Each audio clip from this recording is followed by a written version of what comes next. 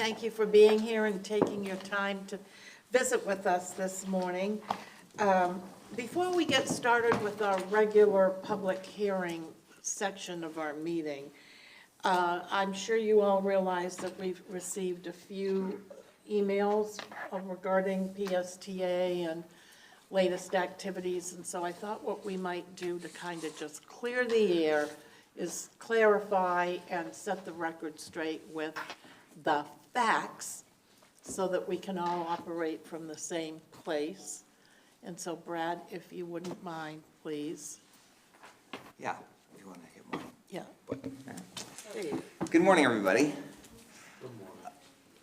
Thank you, Chair Long. I asked the chair if I could just have a quick time to update you on some concerns that have been raised by a citizen that some of you have been getting emails about the decision that the PSTA board made 2 months ago to increase the value of our design contract for the Central Avenue BRT project. That's a contract with Lochner Engineering that originally was approved over a year ago for $1.7 million, and then 2 months ago the board increased that value by $1.85 million, more than doubling it, for a total cost now of $3.55 million. And I've talked with some of you about this, and I just wanted to provide some more information to you about it. I want to refer to you to a table that's in front of each of you, and then is up on the screen there.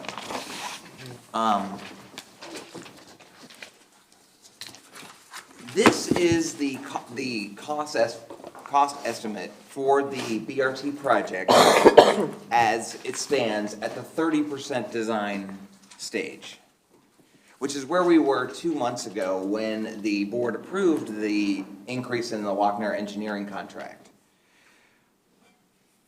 I want to call your attention to 3 different numbers on this sheet.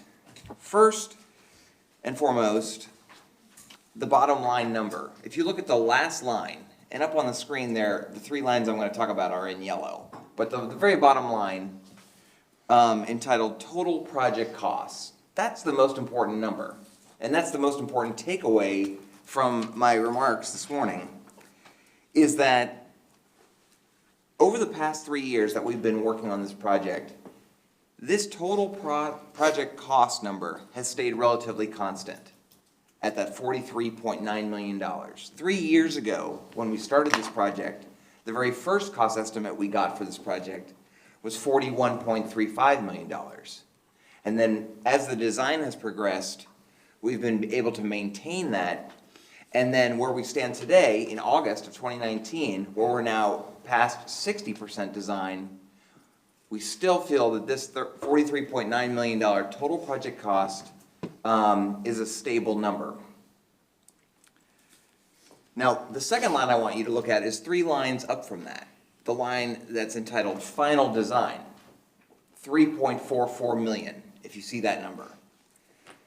So that's the value of the Lochner contract. Now, it's a little different than the actual board item 2 months ago, where the board approved increasing the Lochner contract to $3.55 million, and that's explained by the footnote at the bottom. There's $110,000 of the design contract that is going toward designing and working with artists for a public art project that is completely separately funded by a grant from the city of St. Petersburg. And it's not technically part of the BRT project. So the line that says final design 3.44 is what the board approved and what increased from its original value.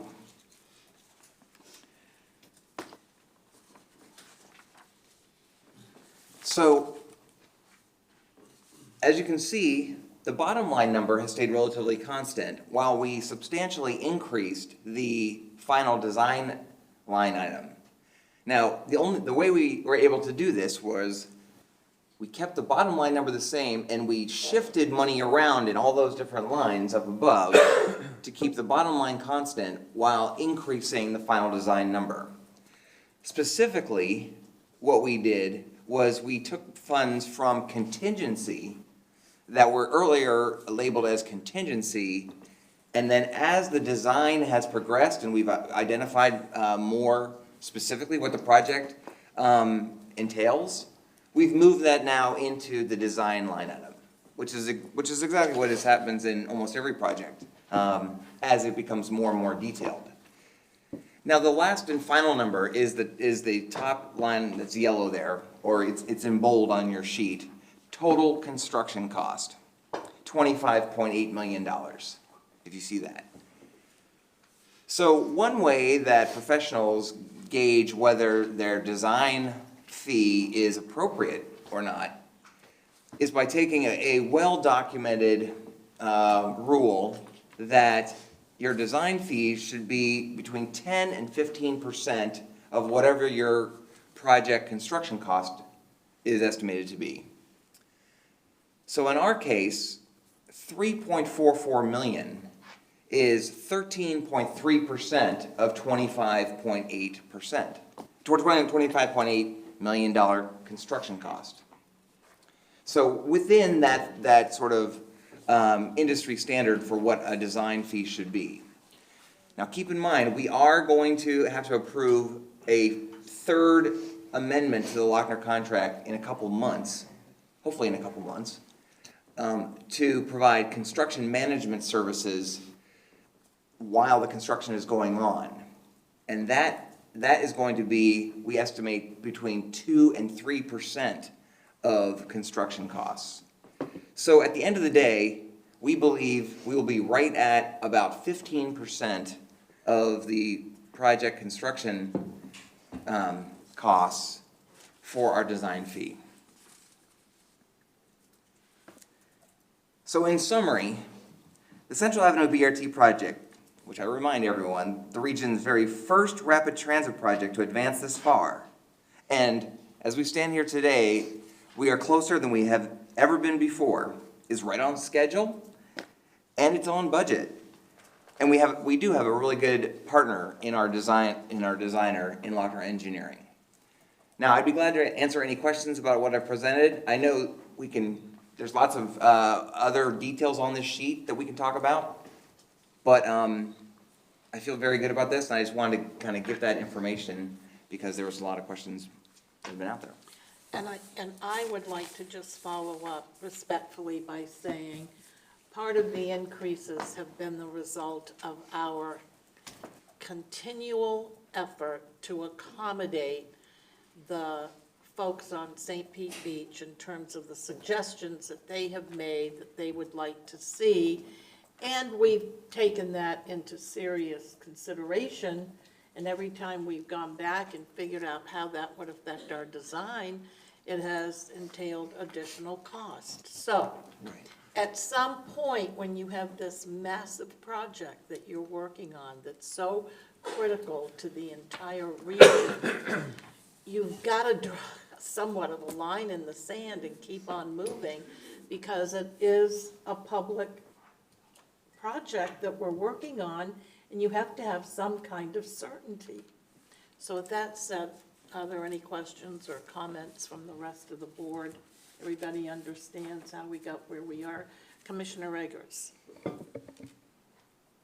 Yeah, first of all, I want to thank the resident, whoever that is, the people that have asked questions about this, because I do think this is an important time to ask the questions, because as projects roll along, invariably other things come up and more expenses happen, so that if you get behind in the beginning a little bit, and we start using contingencies in design phase, when we probably had a good sense of what those design costs were going to be up front, I think it's a good time to ask the questions and to put us on, guard for that kind of slip that tends to happen sometimes. So I think we should embrace it. I think we should answer the questions like Brad has attempted to do this morning, and whether it satisfies those folks or not, I do think it's a good time to be looking at those numbers. And we'll have more discussion about that later as we look at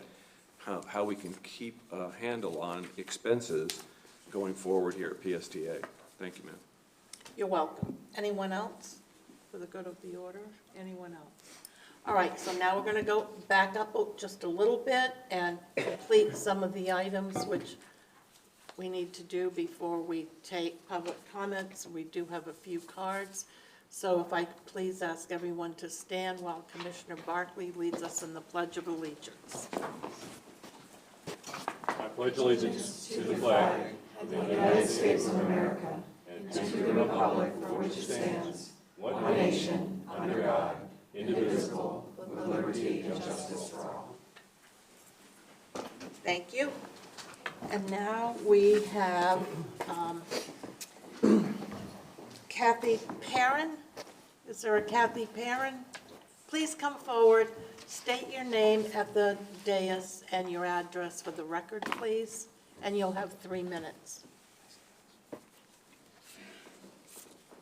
Good morning. Good morning.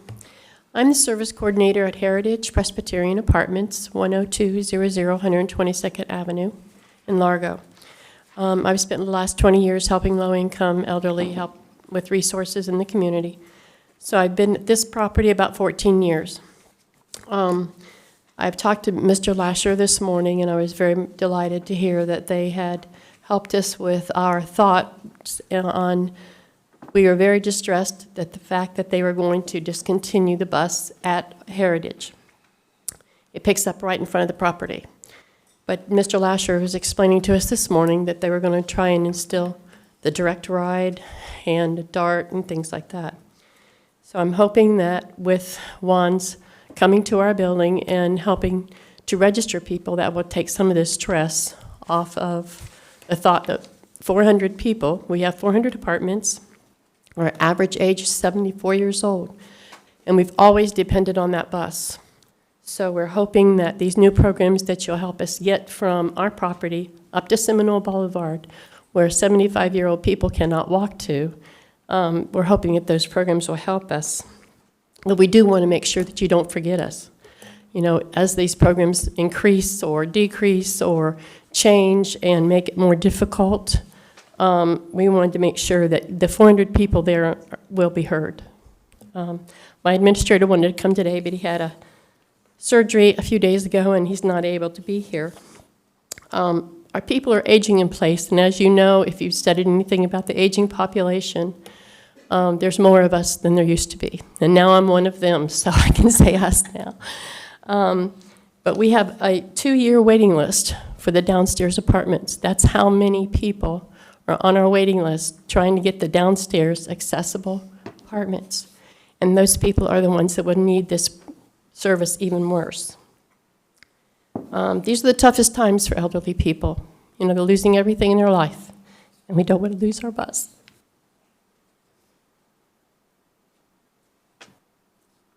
Some of us do have cars, and we do try to take our neighbors when we can, but there aren't many of them because they have to give up their cars with age and expense and things like that, as you all know. If the changes that are made are proposed, we are asking that you do not count us out and that you do not walk away and think that the people that are closer to the lake and so far away from Seminole Boulevard would be forgotten. Thank you. Thank you very much, Ms. Perrin. And if, are you prepared, Bob, to, Ms. Perrin, if you would speak with this gentleman right over here, he's prepared to give you some options and some other things that we are considering. Yeah, we spoke this morning just before the meeting, and he's going to be giving us some more brochures. He's going to bring one to our property, try to explain what you want to do and why you want to do it, and all the time that you want to save from not coming off Seminole Boulevard, coming down 3/4 mile and picking up our people, and how much more accessible it's going to make it if we do use those other programs to get to Seminole Boulevard. Terrific. Because there'll be more stops there. But we just wanted to make sure that we don't lose access. We're not You know, going we to forget you. That's our mission here. We won't forget you. Okay. All right. I hear you. Thank you. Have a great day. Elena, I'm not sure I'm speaking your name correctly because, but please come forward. State your name and your address for the record. Hi, good morning. My name is Elena Sinclair, and I'm a tenant at the Heritage Apartments on 122nd Avenue. We were very, very concerned when we heard that the bus 18, on which we depend, was going to be withdrawn. Speaking as one of the several women who use the service, we didn't think our lives were going to improve, and we didn't want really the straw that broke the camel's back. Most of us are on our own. Many are on Section 8 housing, food stamps, etc., because it's a low-income housing. So we were very concerned. Now that gentleman said to us that you're offering a service for the residents where we can call one of the taxis. It will take us to a predetermined stop on Seminole. Because many of our residents really, they've been telling me they cannot walk that half a mile to Seminole Boulevard. A young 74-year-old was telling me it took him half an hour to cover that half a mile. And so obviously we've been very concerned. Now, the offer of this service, I have an important question. Is there a cutoff point?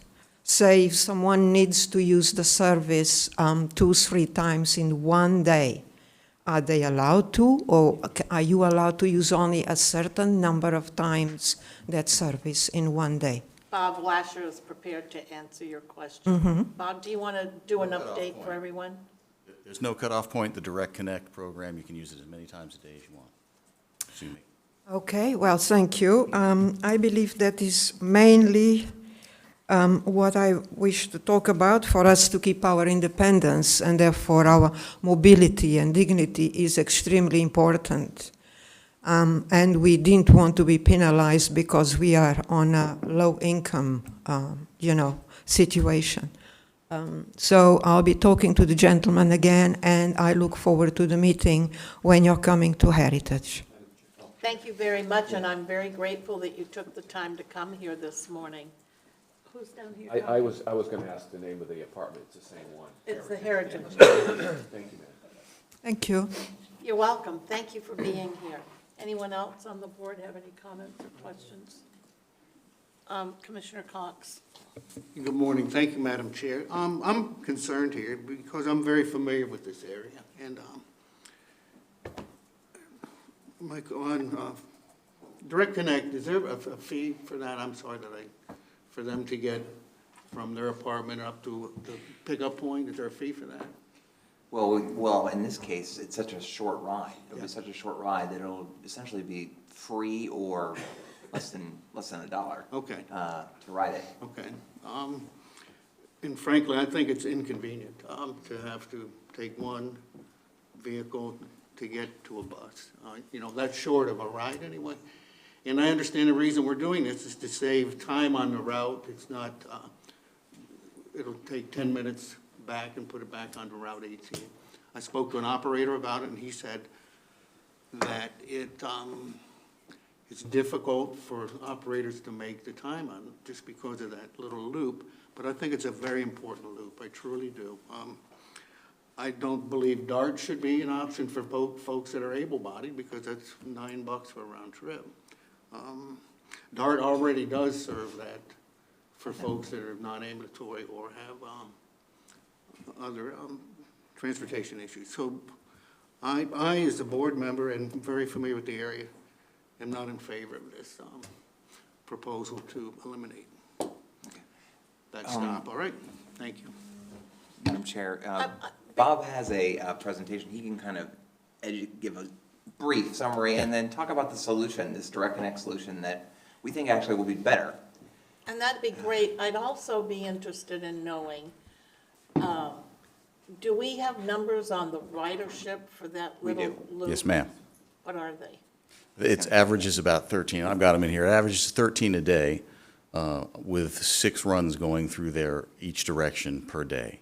So it's every other hour. The service is every 2 hours. And we did look at this. This 18 carries about 3,000 people a day. It's our second highest ridership route, and this adds 10 minutes to the route. And one of our biggest complaints from the current riders is that it takes too long. It's end-to-end 2 hours and 10 minutes. Then when we do this loop, it's 2 hours and 20 minutes. So this was a both rider and data-driven change. You've heard a lot of it. What I want to focus on really is our new Direct Connect stop. We're going to put a Direct Connect stop, and Mr. Cox, I think you're going to like this, very close to the apartments right out on Seminole. What this means, and it's already in the works, we've already got United working on it, is they'll be able to call, get a cab ride out to that stop, either a stop northbound or southbound, for most of them are going to be free. And the ones who live close to the lake should be less than 50 cents. And if they want, they can schedule their pickup stop at the bus stop, which should be free. What this does is it now opens up every single run of the 18 every day of the week. Right now, they have a choice of 6 each direction on weekdays, and then it drops down even lower on weekends. Now, every single one they can get to back and forth with an easy cab ride. It's a transfer, yes, but it opens up a whole lot more options for them, especially when you're looking at people who are going to the VA doctor's appointments. And it also their service ends fairly early at Heritage. This now opens up other things like going to the movies and going to dinner, which they really can't do unless it's very early in the day. And I can show it to you. Here's the entire loop on the 18 that you're looking at. It's 26 miles, a little over 26 miles. The loop itself is slow. There are a lot of speed tables. That's about 1.5 miles. And it's very residential, narrow streets. And as I mentioned, the end-to-end travel time for the whole route's 2 hours, 10 minutes. But when you go through the loop, it actually adds 10 minutes to that travel time. And here's a close-up of the deviation. Right now, a few times a day, it pulls off on the south end at 110th Avenue North, loops up through, and Heritage is at the top right there. You see the purple dot. Those are the apartments, and it's a pretty big complex. And then it returns via 122nd Avenue North, or the other way, depending on which direction you're traveling. The benefits, one of the things we're looking at is that they're going to have either free or extremely low-cost access to all of the runs in the 18, which I think you're looking at 43 a day, as opposed to the 6 each direction that come by now. Shortens the travel times for all of the riders on our second highest ridership route, and it will actually improve our efficiency because it will cost us less to provide the Direct Connect runs if everybody uses it as opposed to keeping the bus in there. And we already have 2 training sessions scheduled. I'm pretty sure we're going to have the Direct Connect stop up and running by the time we have these 2 on the 19th and the 22nd. We're supposed to have one tomorrow. The management at Heritage asked us to postpone that one. But we will be going out at regular intervals because they have turnover to help train people and make sure they know their options. And there are some there, a lot of them are on transportation disadvantage, so should they need that DART program, they would also get the discounted door-to-door DART, which is $3. Yes, Commissioner Gerard. What's the frequency on the 18 now? Is it 15? Does it go 20 at peak, or is it just 30?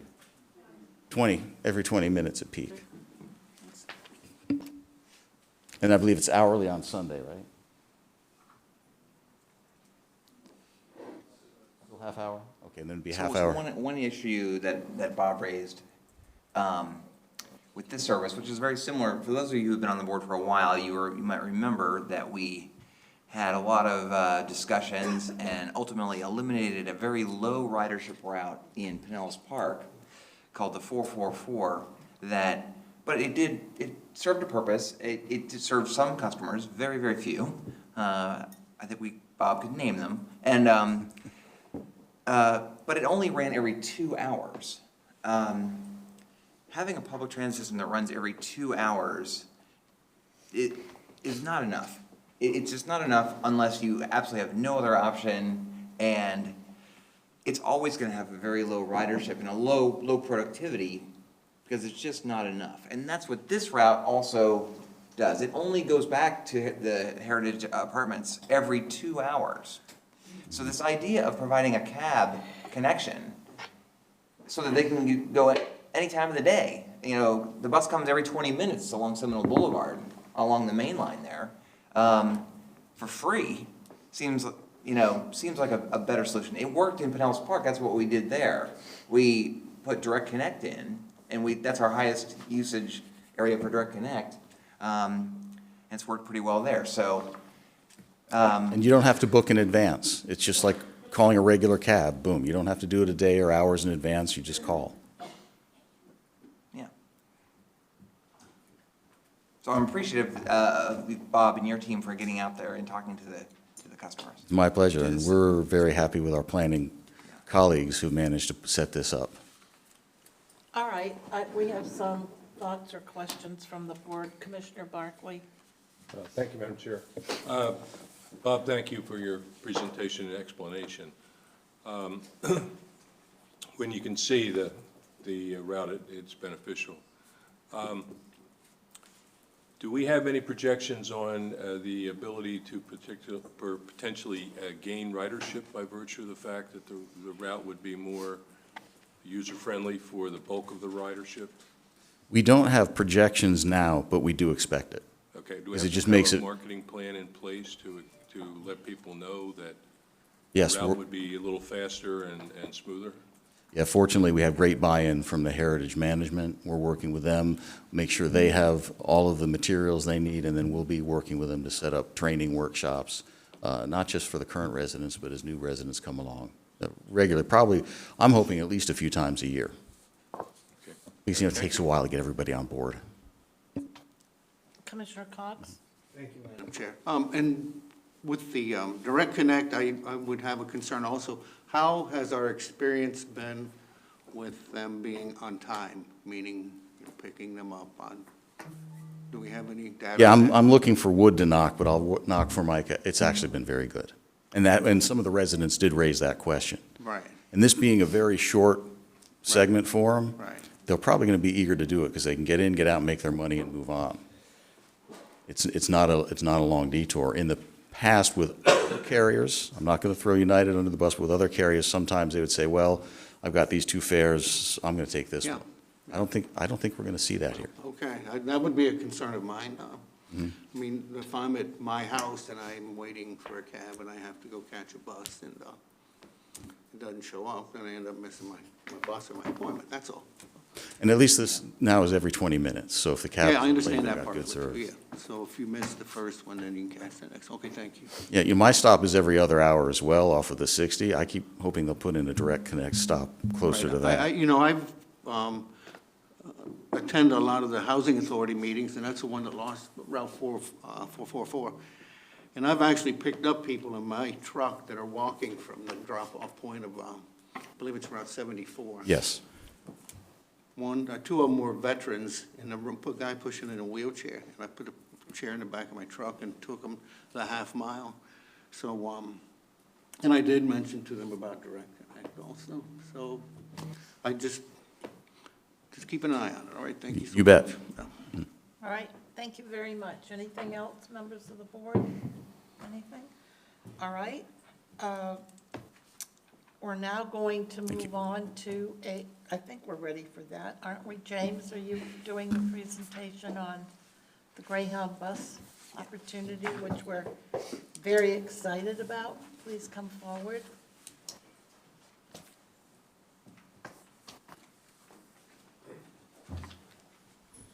Good morning, board members. How are you? Good morning to our members in the audience. Thank you for being with us today. My name is James Bradford, Chief Operating Officer. First, I'd just like to introduce our guest for this morning. We have with me representatives from Greyhound. I have Ed Weatherford, who is the Regional Real Estate Manager, and he's actually traveled all the way from Dallas, Texas to be here. Greyhound's very excited about this partnership. And then we also have with us Virginia Purdy, who is the Southeast Regional Operations Manager out of Orlando. So first, just to give you a bit of introduction to this, and I'd love to then pass it along to my guest here for their comments as well about this partnership. This is actually an action item for you all as well to approve two agreements. One is a license agreement to partner with Greyhound Bus Lines, which we're very excited about, to share our space in the Pinellas Park Customer Service Center, hopefully going into effect early September.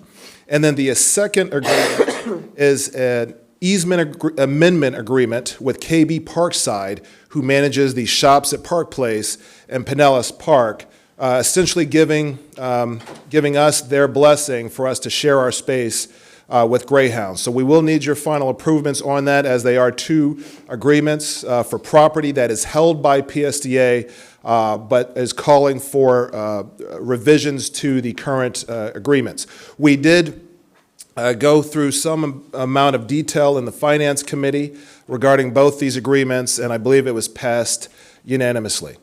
So now on to the good news. We're very excited to do this for our customers. This is a win-win for everyone. We started talking to Greyhound back last November, I think it was.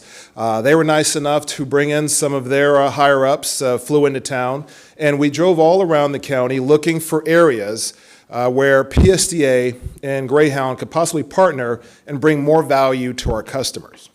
We decided on the Pinellas Shops at Park Place, the Pinellas Park Customer Service Center, and we've been working since then to make sure that we have all our ducks in a row, our T's crossed, our I's dotted on how we're going to share the space, liabilities, insurance, that type of thing. The great thing about this is our customers, we have about a half dozen routes that go through Pinellas Park now, the 11, 34, 52, 52LX, 74, 75. All right, you can access Park Street, Grand Central, all the way up to Clearwater Beach, Gateway Mall. It's a great transportation transfer center for our customers.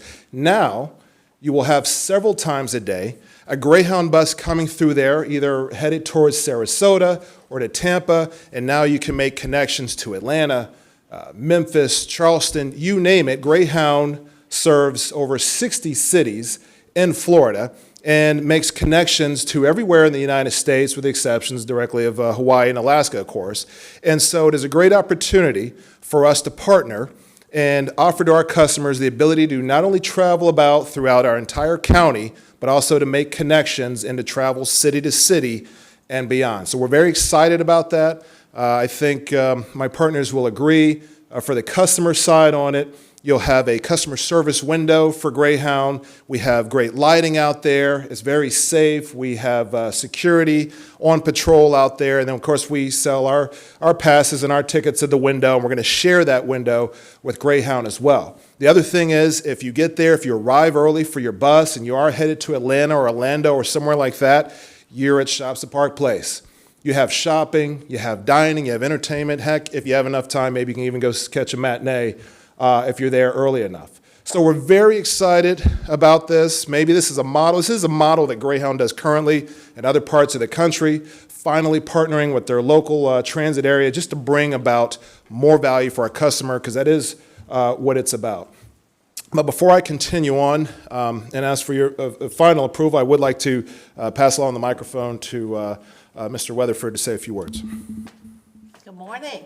Morning, how are y'all? Welcome to Pinellas County. Well, thank you very much. I was very appreciative that you give us the opportunity to be here. Greyhound, as James said, Greyhound has, we've been rolling out a transformation project across the whole nation. And part of that is partnering with transit organizations like Pinellas, PSTA. We've got 159 transits, intermodal operations that we've partnered with across the country now, and it's been a great model. Greyhound being over 100 years old, we've been in some of the facilities that we have or date back to the 40s, which are huge facilities, hard to operate, hard to give the customers the service that they need. So this project is trying to give the customers a better experience. We've done,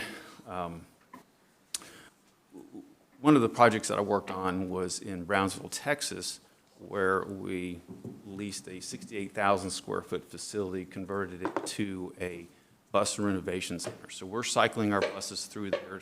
So you come out with almost a brand new bus. So we're changing out the transmissions, the seating, the electrical systems, the whole works.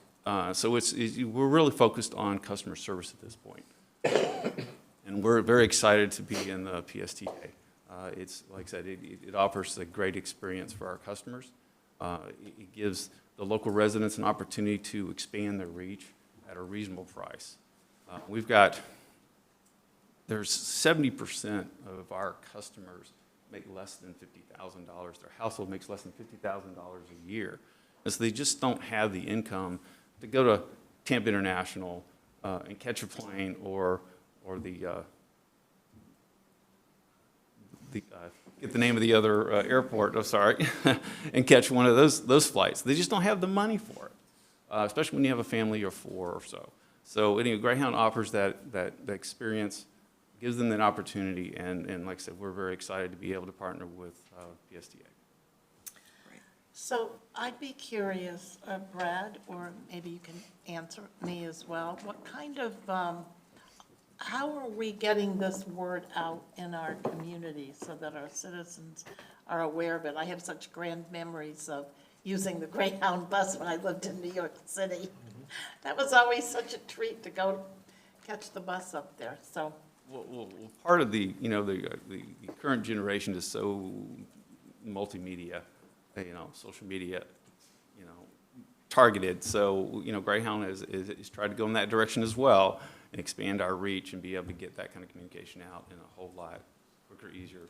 James, you may have some comment on that. Well, I was just going to say, the power of the word of mouth is unbelievable, because just even when we were wondering where to go, customers already started to hear the buzz.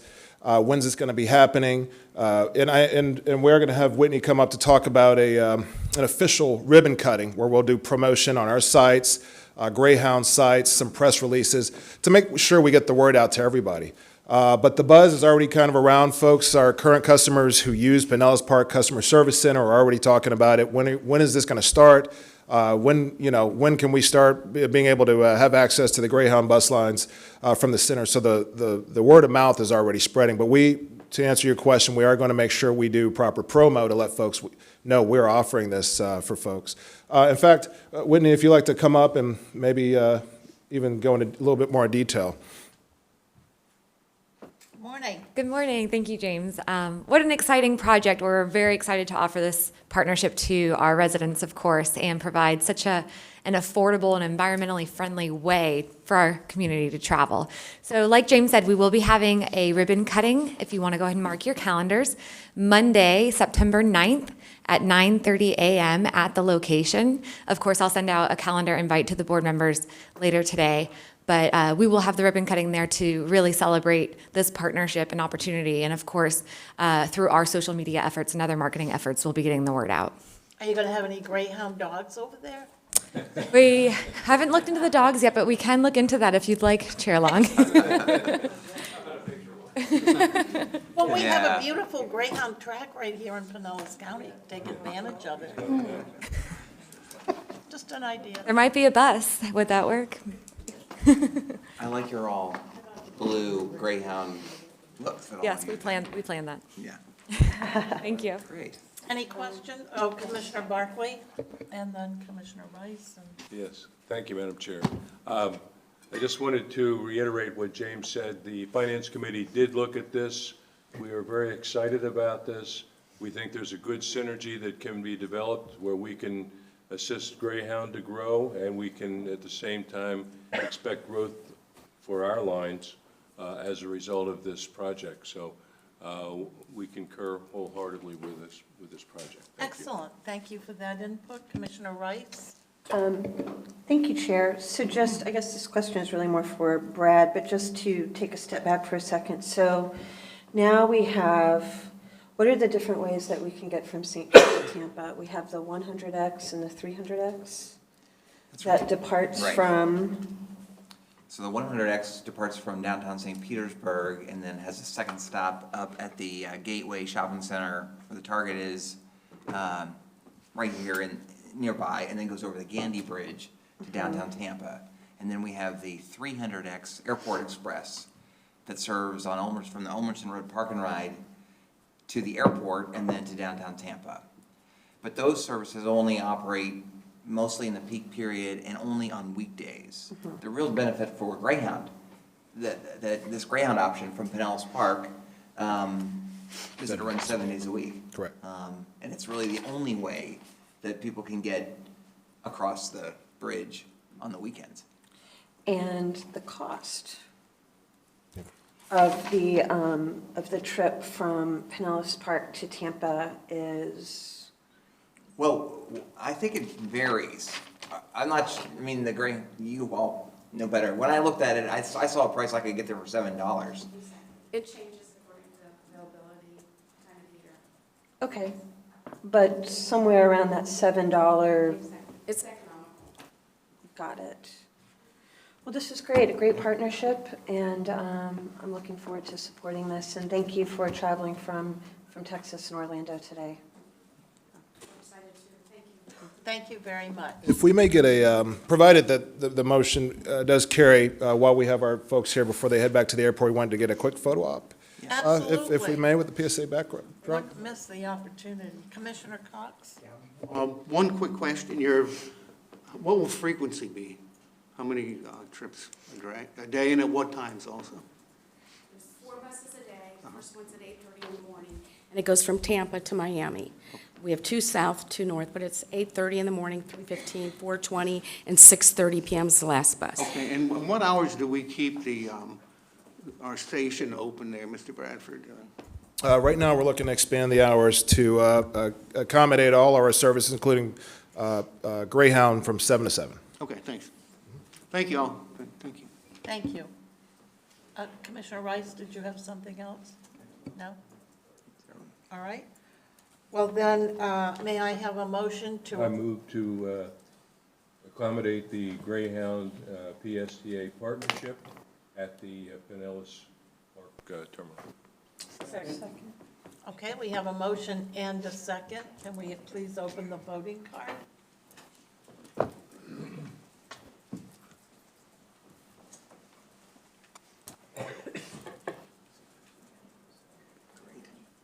Terrific. Who are we? Oh, there we go. All right, Right. thank you. All right, thank you very much to our board members. Say again? Do we need to do another Okay. motion raise? What- Did that encompass it all? It said approve the license agreement and easement. Was the,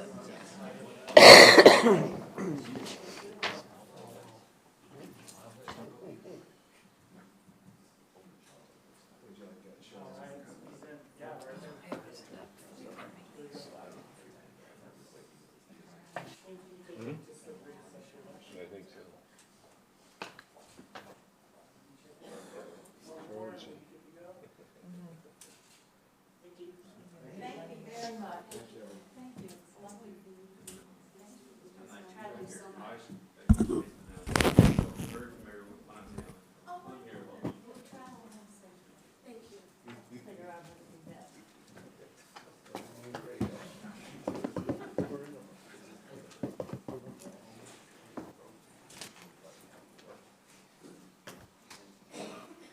Okay. Now we are on item number 4, the committee updates. Elizabeth Oden, welcome this morning. Thank you for being here. Good morning, Good Chairman morning. Long, Mr. Miller, and esteemed board members. The TRAC met on August 20th, 2019. We had one action item on our agenda, which was to review and recommend approval of the Transit Development Plan, TDP, progress report presented by Heather Sobush, PSTA's Director of Planning. Committee members were pleased to hear about the impressive list of innovative programs, special event partnerships, and federal and state grants awarded to PSTA over the past year, as well as future plans for improved transit for riders. We unanimously recommended approval for TDP progress report. Nicole Dufa, PSTA's Public Engagement Planner, presented an information item related to track team term limits and the annual recruitment for track. The annual track recruitment began yesterday, and applications are due October 1st for new terms beginning January 2020. Ms. Dufa shared the extensive plans to promote this opportunity to our regular riders. At your place, is a copy, right here, of the track recruitment flyer. Please share this information with anyone you think would be good to join track. The next track meeting is September 17th at 4 p.m. And as always, board members are welcome to attend. Thank you. Thank you so much. Any questions, comments from the board? None? Seeing none? All right, then we are on the T-Barter report, which I couldn't be happier to convey to you today. Per our bylaws, T-Barter elected new officers, and the motion on that issue was to retain the same group of officers for one more year because of all of the transition and changes that T-Barter is going through at many different levels. And so the officers will continue to be Jim Holton as the chair, Cliff Manuel is the vice chair, and myself as the secretary treasurer. We did approve an interlocal agreement, or amended the one that we have with PSTA, to allow T-Barter to expand its benefit options because it helps them reduce premiums and allows them to participate now in the same benefits that PSTA enjoys for its employees, and that will commence on October 1st. We also amended our bylaws to allow our committee members to meet telephonically because it's such a big region and it's very difficult for the committee members to attend some of the committee meetings. They start so early now in the morning before our board meetings, so that will be very helpful. The next item, I am so proud to share the information because I think you all are aware of the struggle we have had at T-Barter to get our finances in order. But I'm thrilled to tell you that T-Barter now has, thanks to the good efforts of Debbie Leos, our chief financial officer, and our interlocal agreement, $7.5 million in an operating budget. Wow. It's incredible how far we have come. For those of you that have had the privilege of serving on T-Barter in the past, you know that that's been a very interesting journey. We are continuing to work on our transit vision for Tampa Bay, and in September, we are going to be hearing some very exciting presentations on our strategic plan called Vision 2030. We are also going to hear a presentation from the Germans who will be here to present the air taxi opportunity. The future is so bright, taking advantage of all the new technologies that are being offered for public transportation. And with any luck, we'll also hear the presentation on the cable-propelled transit opportunity and Hyperloop.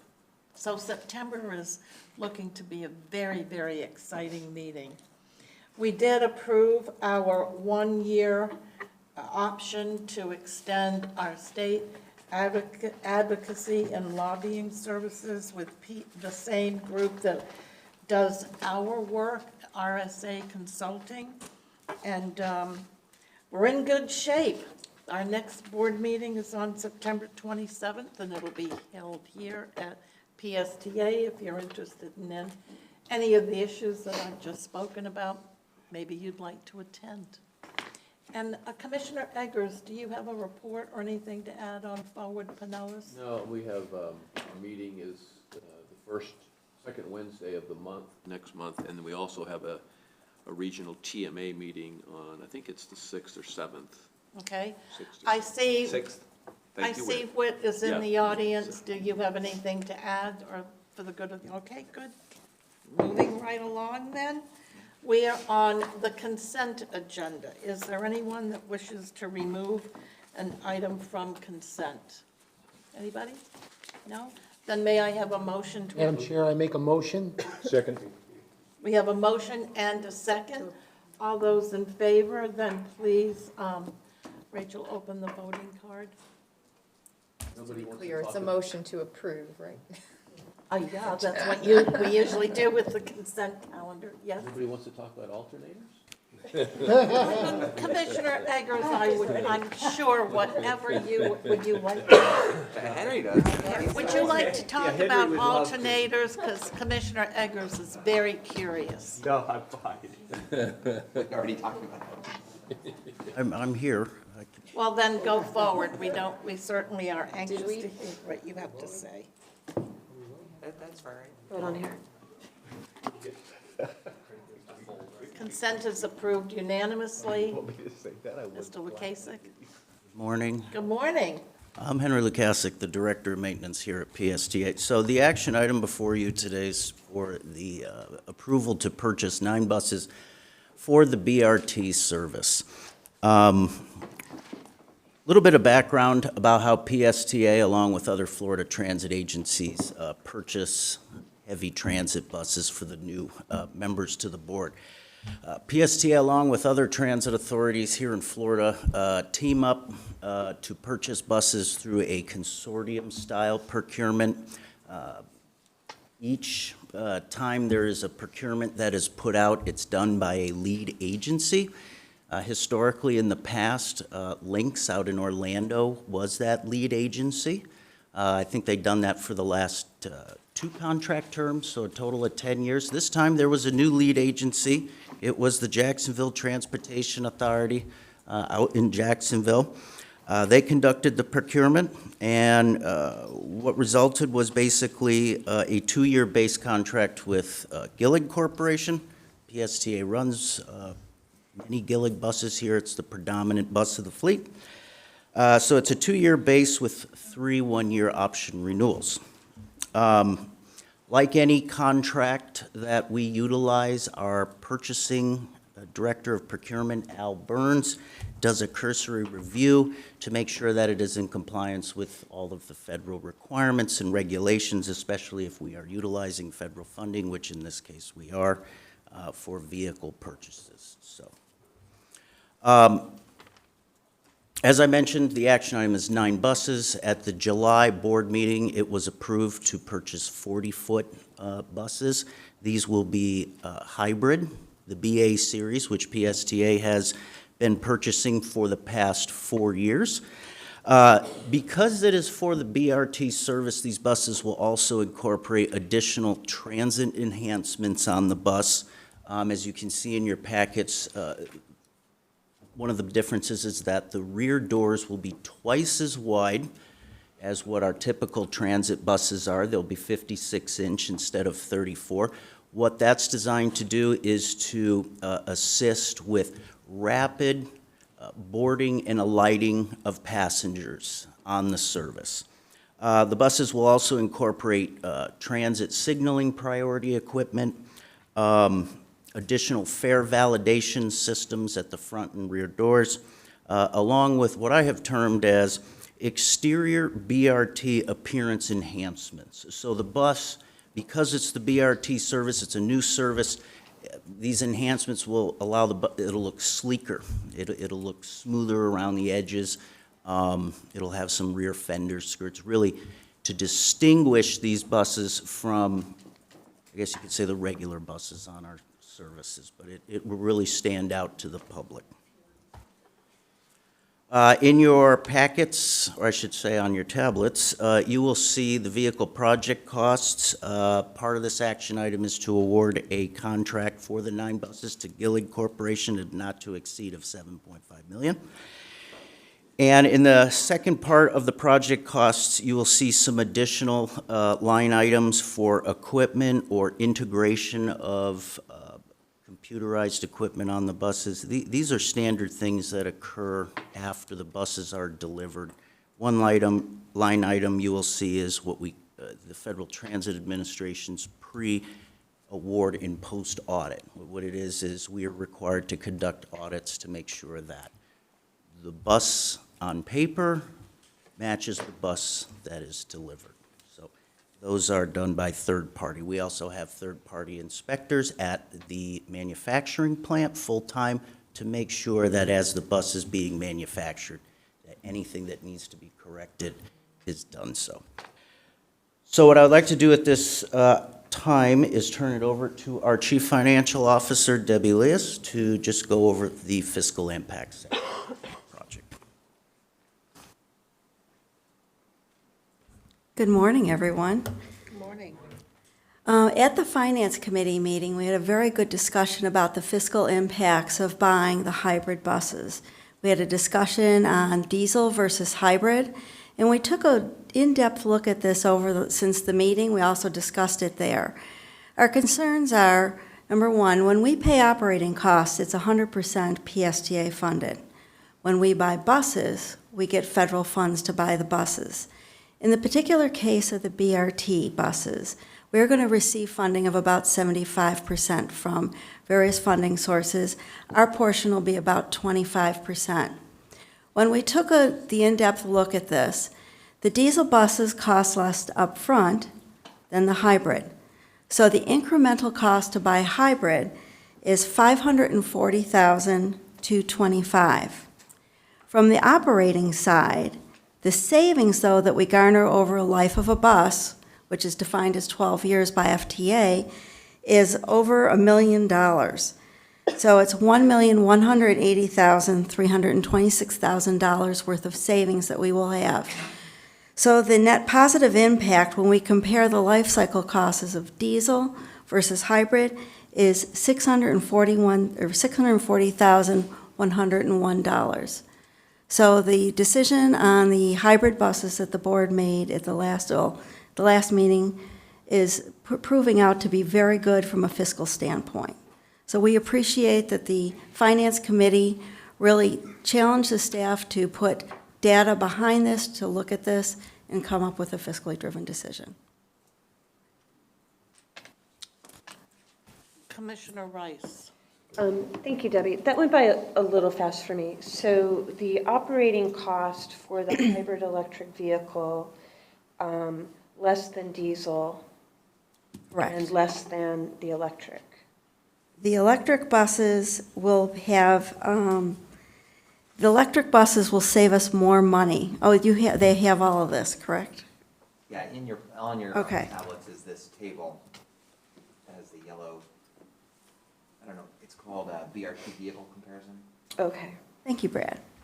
Yeah, on this. So the electric, the 40-foot electric is, The 40-foot electric does save more money on the operating costs over the life cycle of the bus.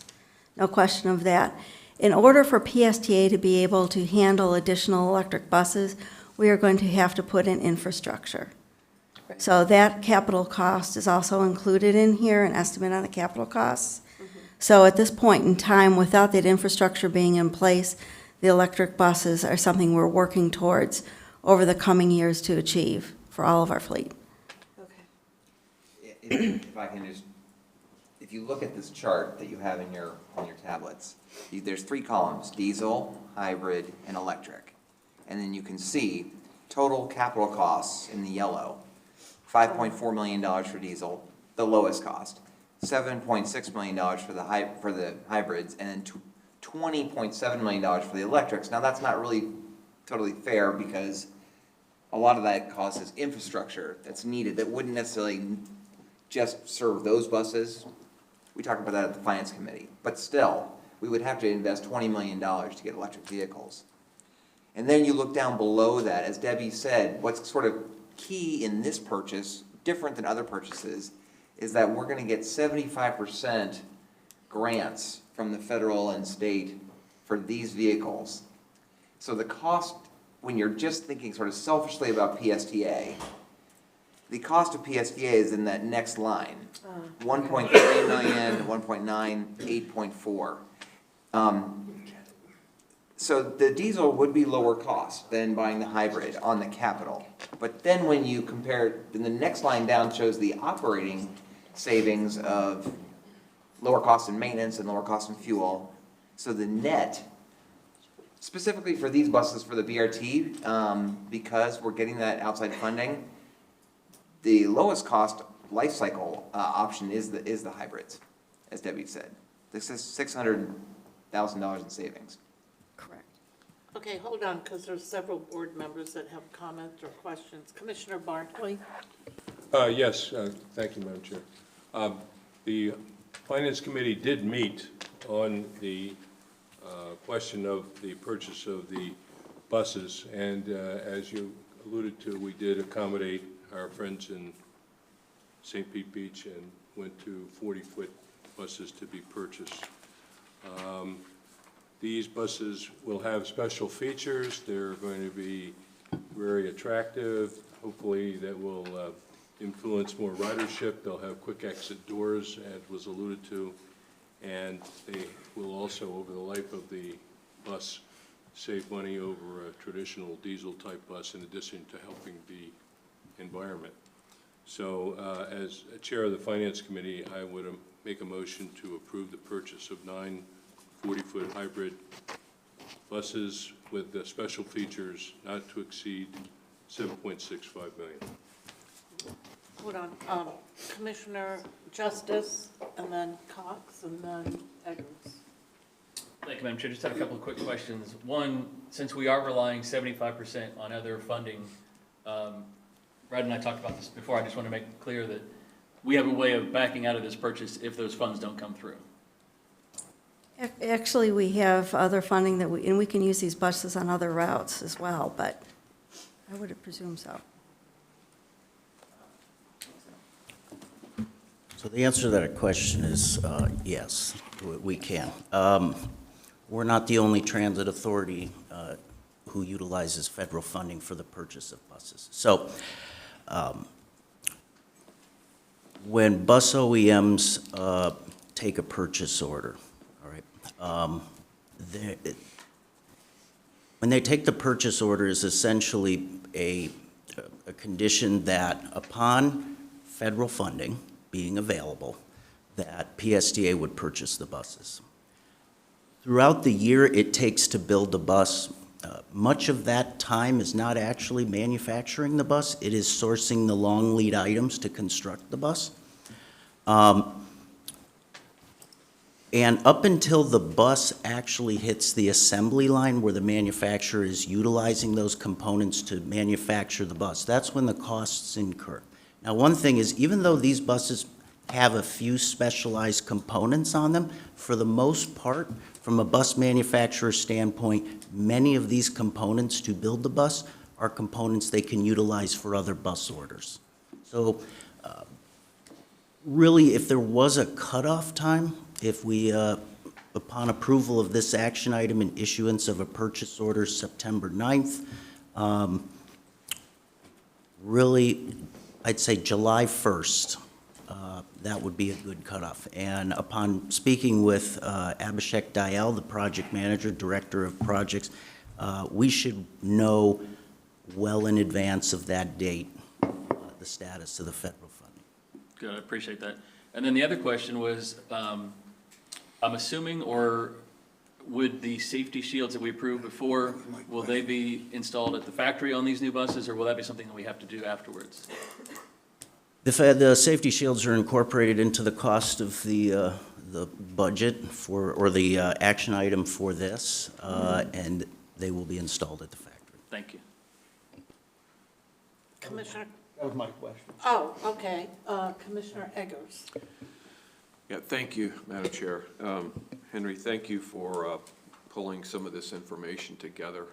Our Finance Committee was a little split on this item in terms of voting for it, but I think, really at the end of it, we're just trying to be, fiscally responsible and continue to look and be challenged and all of that all the time. And this project itself is, the concern that has been expressed here is what if the project doesn't get approved, number one, and how much are we going to have expended by that date? And the bus cutoff, you said, is July 1st of next year, but so there's some expenditures.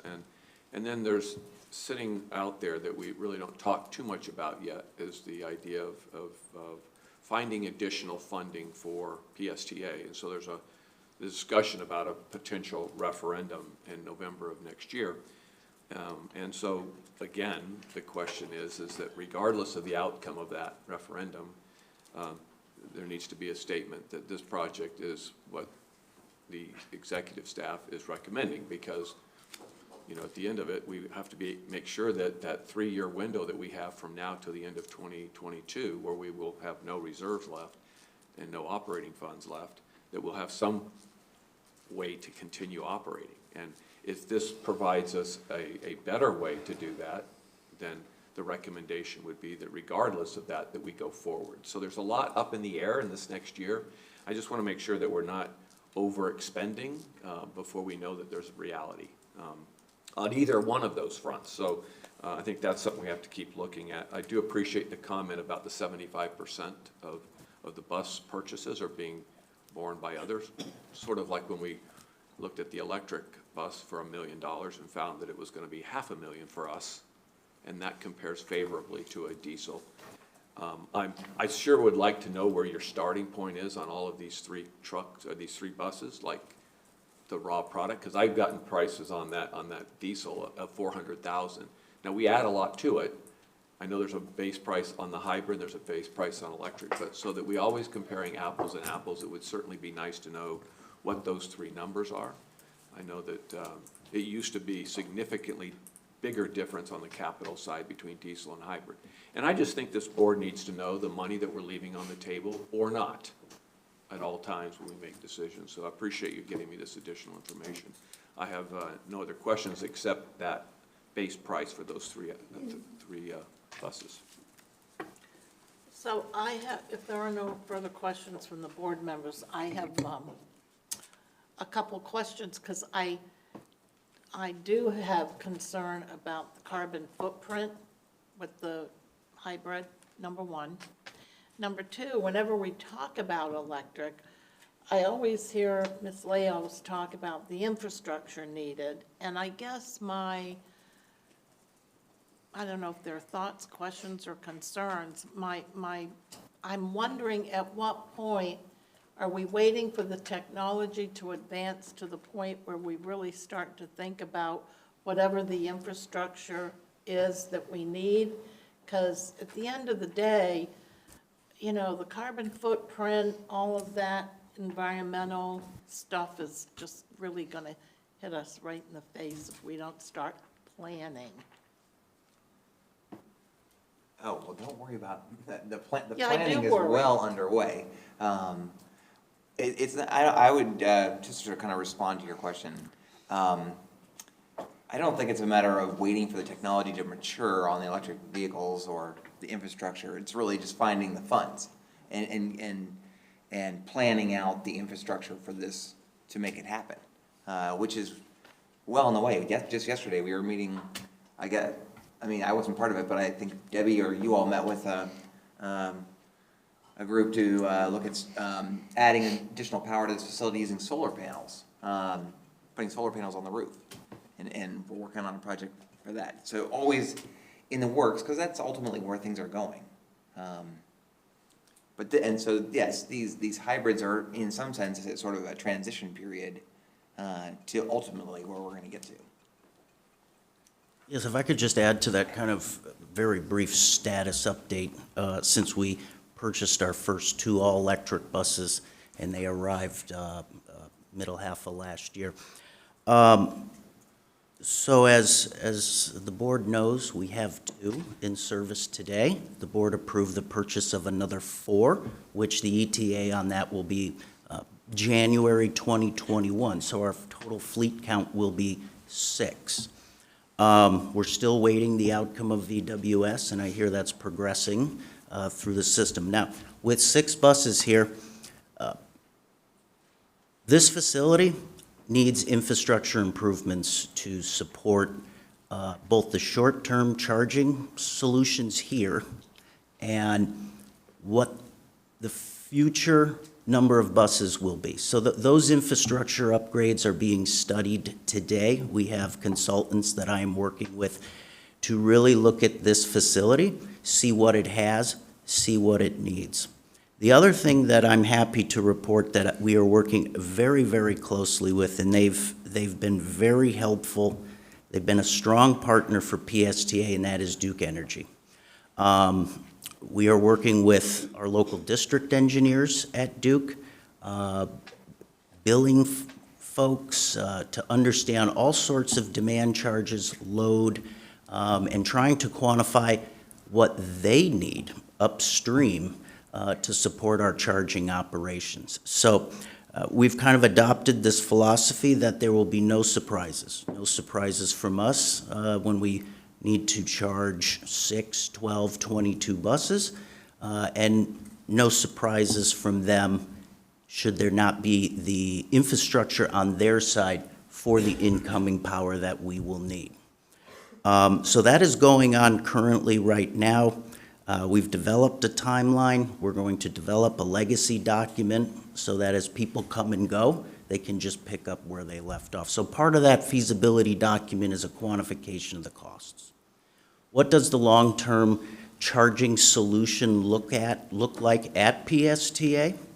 The other thing, we talk about the evolving technology. So one thing with electric buses, we hear it all the time, range. The buses can only go so far, and that's being improved upon year after year. The goal in the electric bus industry is to get to a point where the range matches what a traditional fossil fuel vehicle would be, diesel, CNG, or hybrid. Right now, that's sitting at about 350 miles.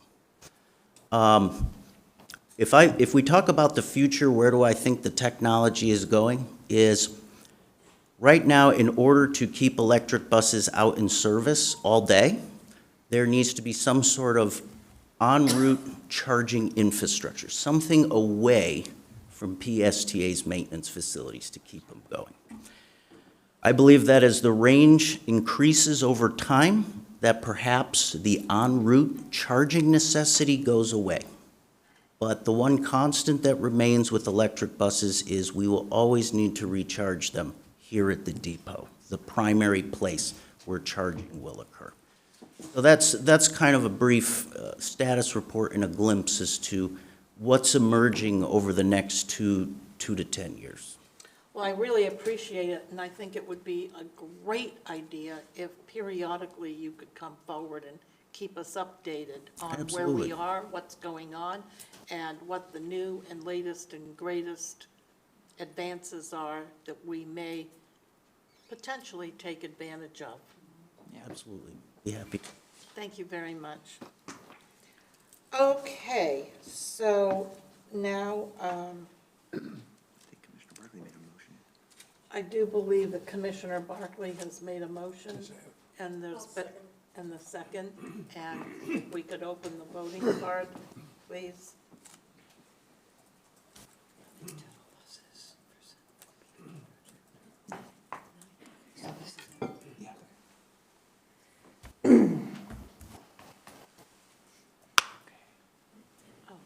Okay, I guess we have, all members have voted, and the motion passed with one. Are you abstaining, Commissioner? What does that say? You're just voting no? Yeah? Okay, Thank you. all right. And next, we have, where did she go? I know she's in here. Trish, please come forward and explain to us our new strategic initiatives with our scorecard, and give us the great news. Thank you. Good morning. Morning. I'm Trish Collins, the Director of Human Resources. I'm here to talk with you about PSTA's Performance Counts Scorecard for 2020. I believe you have that at your places. For those who are new on the board, and as a general reminder, the PSTA's performance is guided and measured by a balanced scorecard that we call Performance Counts. The scorecard is based on 5 key strategic priorities that drive our entire operations, and they serve as the foundation for performance reviews for every employee from our CEO, Brad Miller, on down. And it's really important every year that we get together and have the board confirm and approve the 5 strategic priorities so that we are all focused on the same thing. Today, we're asking you to approve the continued use of our 5 current key strategic priorities into 2020. You can actually see them on the wall in the back of this room.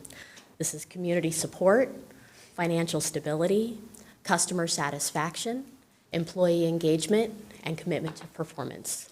Those 5 key strategies form the foundation for everything that we do here. To demonstrate each of these 5, I'd like to highlight some of the recent significant efforts that underpin our performance in these areas that we report to you on a quarterly basis. Our first strategic priority, community support, measures the relationship that PSTA has with different facets of our community.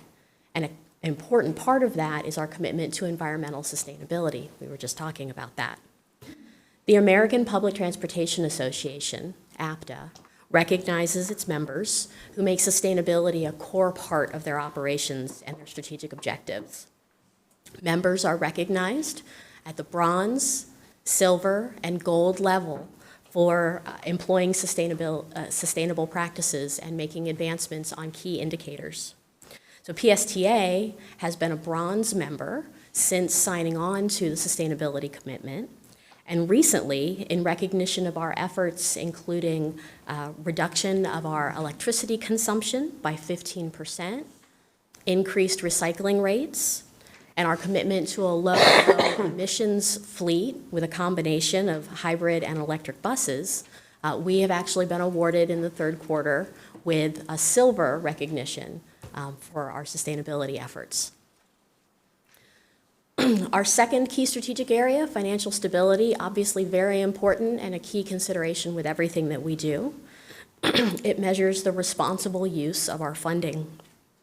In this most recent quarter, through the use of numerous procurement strategies, increased fuel economy, and other cost savings that have been driven throughout the organization, we have demonstrated a positive comparison to budget. And in fact, we are on trend to reduce the anticipated deficit for the 2019 budget. We take our customer satisfaction key priority very seriously. That's our third strategy. And we're continually looking for ways to improve our passengers' experience. From survey data, we know that on-time performance is the #1 priority for our riders. And through the Transportation Department's efforts in that area, we have been able to improve our on-time performance, leading to positive customer response. With our employee engagement initiative, employee engagement priority, we've undertaken several key initiatives this year, including a continued focus on training our frontline supervisors and managers. National data shows that an employee's relationship with their manager is one of the very key drivers for employee engagement. So in this past quarter, we launched a new initiative called Awesome Bosses Boot Camp, a 3-day immersion for managers to enhance their leadership and performance management skills and to strengthen their overall awareness and knowledge base of the organization. We also partnered with Qatar at USF to deliver leadership development training for our transportation supervisors, who are the front-level supervisors responsible for our largest employee group, which is our bus operators. Finally, our commitment to performance strategic area is driven in part by our progress on our rapid transit project, which passed an important milestone in the third quarter as the FTA assigned a project management oversight consultant. This is a required part of their process, and it acknowledges the project's competitive value.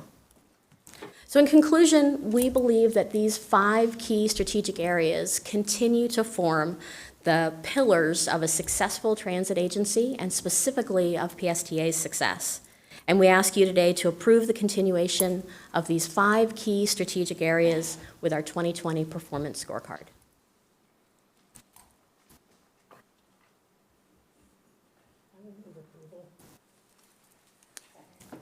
We have a motion and a second. Are there any questions, concerns, or thoughts for the good of the order here? No? Good work, Trish. Thank you. Thank you.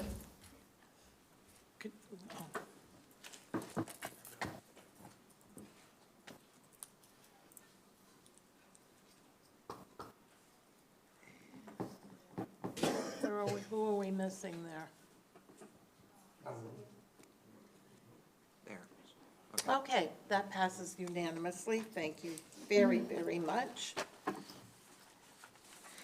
And Brad, any updates or future meeting subjects that we need to discuss? Well, in your packet is the ridership report, which I guess I should tout because the ridership was up last month. Thanks to the calendar for having an extra weekday compared to 2018, that helped a little bit too. I think just what, future meeting subjects, our next meeting, of course, is actually coming up in just, what, 2 weeks, September 11th, as our first of 2 budget hearings, just like the cities and the counties, PSTA has to have 2 budget hearings, relatively short, but they have to be in the evening. So the way the PSTA board has adopted its bylaws is to have our regular meeting in September be the second public hearing, so be at 6 o'clock instead of 9 a.m. It'll be at 6 o'clock on September 25th. So the first one on September 11th, and the second one on September 25th. Other than that, as was mentioned earlier at your places, if you know anyone who is a regular bus rider, I know that we have several bus riders here up on the dais, so I don't know if there's a bylaw against a board member being on track, but the kudos, I don't think that would probably be good, but the benefit of it, of course, is they get a free bus pass if they come to the meeting. And that's why we usually get a lot of people that are interested in joining track. But everything that comes before the board that has to do with the operations or the service that we provide goes before that committee of riders, and it's been really, really very positive. And we've had a lot of really interesting people serve on that committee. I think that pretty much is my update. All right, any questions? Commissioner Eggers? At one of our last meeting, I believe, and I know we talked about it in the finance, talking about the kind of a strategic look at our trolley services. And obviously that was going to be an item that we were going to talk about today, approving a trolley purchase, and we agreed at the Finance Committee that it probably needed a little more vetting, and it needed to come after the discussion about kind of where we're heading with our trolley service. And so I think that's been moved to October, but I didn't see anywhere where we were actually going to be talking about that on future board items. So I just wanted to bring that to your attention. And the second thing is, and I've talked about it a couple of times, and for my peace of mind, so that that I'm comfortable, November of 2020 would be a target date for a referendum if that happens, and that would be a couple of months into our fiscal 2021 year. And so the financial picture, I keep being assured, is that we lose more money than we bring in, and it's growing each year. And so that eats into our reserves a little bit. And so I think it's going to be important for us to continue having the dialogue about what Plan B is. And that continues to concern me. It concerns me on these trolley purchases. It concerns me on every little place that we just say it's incrementally just a little bit more capital. With all due respect to carbon footprint, and I think we all feel a responsibility to that, I'm worried about the fiscal footprint, and not only for us here, our people that work here, but also the riders, who we have responsibility to make sure that we continue to provide those services for a while, not just for the next 3 years. The comments today by our visiting folks, I thought were really telling, that we have to be able to provide a base service in this county, whether it's for folks that aren't making as much money or folks that are seniors and can't get out and about except this method. We've had alarming statistics in this area about about suicides across our socioeconomic spectrum, including our seniors. And so it is really critical that we be financially and fiscally strong so that we continue to be able to provide those services. And I for one, continue to wonder if that's something that we think about. I know that we talk about benchmarking, how we do so well. We're really fiscally, I guess, conservative compared to others. But, I don't worry about others. I'm worried about us here and being able to operate in 2 to 3 years, and 4 and 5 years. And so I just would like to have as a future conversation or somewhere down the road where we have folks that are thinking about it. We've been relying on a good property value increase. And there's nothing that says that's going to continue. And yet we're still losing money every year. And so if that goes down further, we're going to be in a lot more trouble sooner. So I just think that's a conversation we need to have somewhere.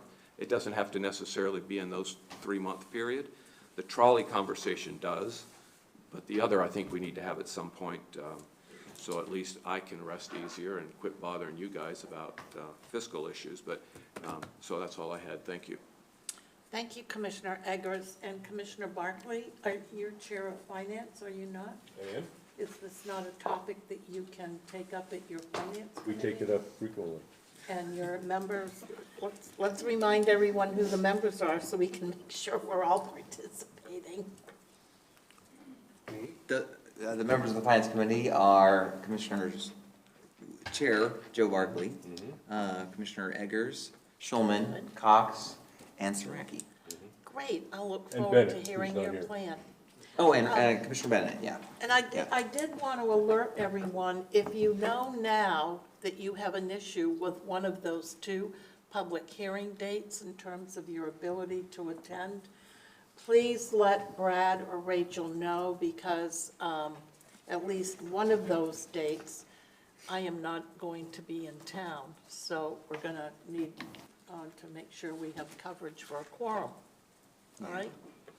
And I apologize, I was remiss in noting, in the future agenda packet, it does show that the trolley purchase is at least tentatively scheduled for October, which would be after the Finance Committee, and maybe even to the full board presentation that you requested about looking at the way trolleys are operated here, whether they're contracted to Jolly Trolley or somebody else, or operated ourselves. So I just forgot to bring that up. It's on the October agenda. So, Madam Chair. Matt, go ahead, hold So I on. wanna Let make sure Let that- me hit your button, there you go. Yeah, sorry. So I want to make sure I'm clear on this, because we're talking about a $10 million purchase. Thank you, Commissioner Barkley. I love that. But since we're talking about a $10 million purchase, and since we have a really good partner, and since we have issues financially, we're going to have, the only conversation that we're going to have is going to happen on the day that we're taking that purchase. We're not going to have the conversation, a strategic conversation about that prior to the Finance Board meeting in October or prior to that meeting. I think that's a mistake. I think we need to have a more robust conversation than just having a couple of conversation before we vote on such a big deal. So with all due respect, for me, if you're going to do it in October, then let's talk about moving the vote back another month so that the Finance Committee can at least discuss whatever that strategic impact we've gotten from this board. And so that's just my comment. Thank you, Commissioner Eggers, and may I just say that your comments are duly noted and are being considered in many, many different conversations and not just on this board. So if there's not anything else, can we? Okay. So I think we have accomplished all of our work today, and does anyone have anything else for the good of the order? Then we are adjourned.